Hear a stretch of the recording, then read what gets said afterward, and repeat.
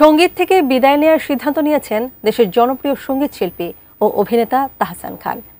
এই খবরে যখন ভক্তদের হৃদয় ভাঙছে, ঠিক সেই মুহূর্তে সামাজিক মাধ্যমে ঘুরছে আরও চাঞ্চল্যকর তথ্য। অনেকের দাবি ধর্মচর্চায় মনোযোগী হওয়ার কারণেই এই সিদ্ধান্ত নিয়েছেন তিনি।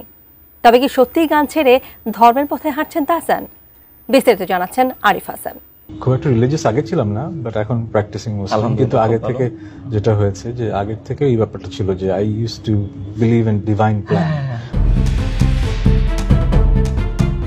তাহসানের সেই বিখ্যাত আলো গানের মতো এবার যেন সঙ্গীত প্রেমীদের হৃদয় থেকে আলো হারিয়ে যেতে বসেছে। কারণ আর কোনোদিন প্রেমাতাল, কত দূর, আমি সেই সুতো কিংবা আলো গানে মঞ্চ মাতাবেন না দেশের জনপ্রিয় সঙ্গীত শিল্পী ও অভিনেতা তাহসান খান। 2 যুগেরও বেশি সময়ের উজ্জ্বল সঙ্গীত যাত্রায় অসংখ্য শ্রোতাকে মুগ্ধ করার পর অবশেষে ক্যারিয়ারের ইতি টানলেন এই প্রজন্মের অন্যতম এই তারকা।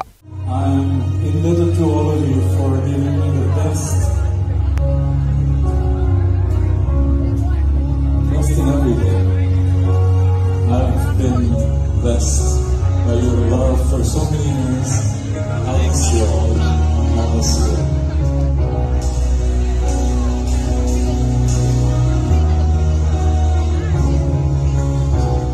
সম্প্রতি অস্ট্রেলিয়ার মেলবোর্নে একটি কনসার্টে অংশ নিয়ে সঙ্গীতকে বিদায় জানানোর এমন খবরই দিলেন এই অভিনেতা।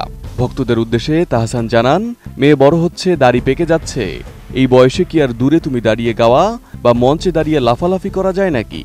লাফালাফি করা যায়, দাঁড়িয়ে অভিনয় থেকে কিন্তু বিরতি নিয়েছি, বেশ কয়েক বছর হয়ে গেল। গান থেকে অভিনয় শুরু করেছি, আর হয়তো আশা হবে না Melbourne, but I will miss you.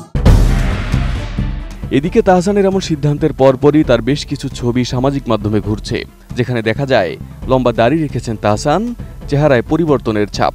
আর সবথেকে বেশি আলোচনায় এসেছে একটি ছবি, যেখানে দেখা যায় একজন আলেমের থেকে কিছু ইসলামিক বই হাতে তুলে নিচ্ছেন তাহসান খান। আর এসব ছবি পোস্ট করে বিভিন্ন পেজে দাবি করা হচ্ছে সঙ্গীত ছাড়ার পেছনে তাহসানের প্রধান উদ্দেশ্য ধর্মচর্চা। নোভা এলইডি টিভি, ঝকঝকে ছবি, নিখুঁত শব্দ, 5 বছরের ওয়ারেন্টি। নোভা মানি সঠিক মান, নিশ্চিত সেবা। এই গুঞ্জনকে আরো বেশি বিশ্বাসযোগ্য করে তুলেছে সম্প্রতি জনপ্রিয় কন্টেন্ট ক্রিয়েটর তুষারকে দেওয়া একটি সাক্ষাৎকার, যেখানে তাহসানকে বলতে শোনা যায় একসময় এতটা ধার্মিক না হলেও বর্তমানে তিনি একজন প্র্যাকটিসিং মুসলিম।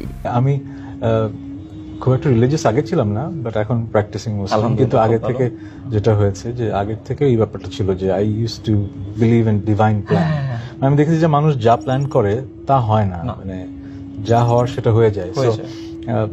যত বয়স বাড়ছে, আগে ভাবতাম যে পৃথিবীর জীবন জগৎ সম্পর্কে অনেক কিছু জানি, অনেক কিছু বুঝি। এখন যত বয়স যাচ্ছে তত বুঝতে পারছি যে জীবন জগৎ সম্পর্কে কিছুই জানি না। সো প্ল্যান আসলে যে আগে কখনো করতাম না, এটা যে ভালো একটা গুণ ছিল আমার, সেটা এখন বুঝি।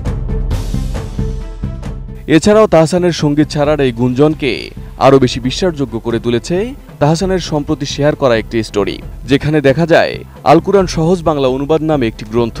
ওই স্টোরিতে তাহসান তামিম মৃধাকে উদ্দেশ্য করে লেখেন, তোমাকে ধন্যবাদ তামিম, মানুষের জীবনের সবচেয়ে কষ্টকালে আমরা জানি যে আমাদের প্রকৃত বন্ধুরা কে, তোমাকে বন্ধু হিসেবে পেয়ে কৃতজ্ঞ। তাহসানের এই স্টোরি দেখে বোঝা যায় ধর্মীয় গ্রন্থটি তাহসানকে তামিম মৃধাই দিয়েছিলেন। এদিকে তাহসানের সঙ্গীত ছাড়ার ঘোষণা আর সাম্প্রতিক তার এমন পরিবর্তনকে দুয়ে দুয়ে চার মেলাচ্ছেন ভক্তরা। এদিকে অবসরের ঘোষণা অস্ট্রেলিয়া থেকে নয়, ঢাকা থেকে নেওয়ার সিদ্ধান্ত নিয়েছেন তাহসান। গণমাধ্যমকে তিনি জানান, ঢাকায় ক্যারিয়ারের শেষ কনসার্টে অংশ নিয়ে অফিসিয়ালি সঙ্গীতকে বিদায় বলবেন তিনি। তবে ধর্মচর্চার কারণে সঙ্গীত ছাড়ার গুঞ্জন বিষয়ে কিছু জানাননি জনপ্রিয় এই তারকা। Arif Hasan, ATN news.